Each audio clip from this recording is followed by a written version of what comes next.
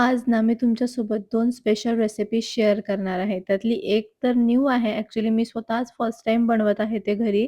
बाहेर खूप घेतलेलं आहे, बट म्हटलं आता नेहमी बाहेर खाल्ल्यापेक्षा घरी ट्राय करावं. आणि दुसरी जी रेसिपी आहे ती मी नेहमीच घरी बनवत असते. सो त्यातली फर्स्ट रेसिपी आहे अप्पे. मी लास्ट टाईम याचा व्हिडिओ टाकला होता आणि खूप जणांनी त्यावर रिस्पॉन्स दिला, की प्लीज रेसिपी सांग. सो आज तुमच्यासोबत शेअर करते. मी त्यासाठी रवा घेतला, त्यामध्ये दही ॲड केलं आणि काही व्हेजिटेबल ॲड केल्या जसं की शिमला मिरची, गाजर, कोथिंबीर आणि मी हिरवी मिरचीचे काप न टाकता ठेचा ॲड केला आणि कन्सिस्टन्सी मॅनेज करायला थोडं-थोडं पाणी ॲड केलं आणि त्याला मिक्स करत गेले. लास्टला मीठ ॲड करून त्याला परत मिक्स केलं आणि अर्ध्या तासासाठी ना मी त्याला साईडला ठेवून दिलं. आता म्हटलं हे बॅटर फर्मेंट होईपर्यंत आपण आपली दुसरी रेसिपी करू. म्हणजेच आज मी व्हेजिटेबल सूप बनवणार होते.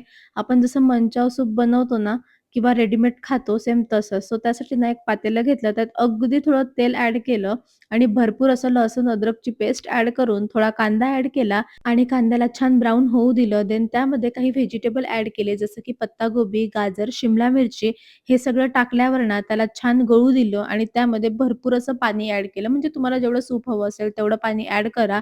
देन चवीनुसार साधं मीठ, चवीनुसार काळं मीठ असं छान ॲड करून त्याला एक उकळी येऊ दिली आणि उकळी आल्यावर त्याच्यामध्ये मी कॉर्नफ्लॉवर ॲड केलं.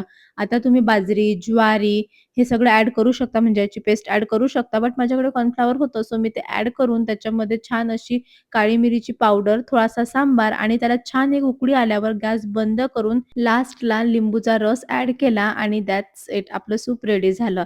तोपर्यंत माझं इकडे हे अप्प्याचं बॅटर फर्मेंट झालं होतं. सो त्याच्यामध्ये ना मी टोमॅटो ॲड करून एक इनोचं पॅकेट ॲड केलं आणि मस्त अप्पे पात्राला ग्रीस करून अप्प्याचं बॅटर ॲड केलं आणि मस्त असे आपले सूप आणि अप्पे रेडी झाले. आता तुम्ही दोन्ही याचा रिव्ह्यू बघा. खा आणि मला टेस्ट सांग कशी झाली. छान. आणि आता सूपची पण सांग. Soup soup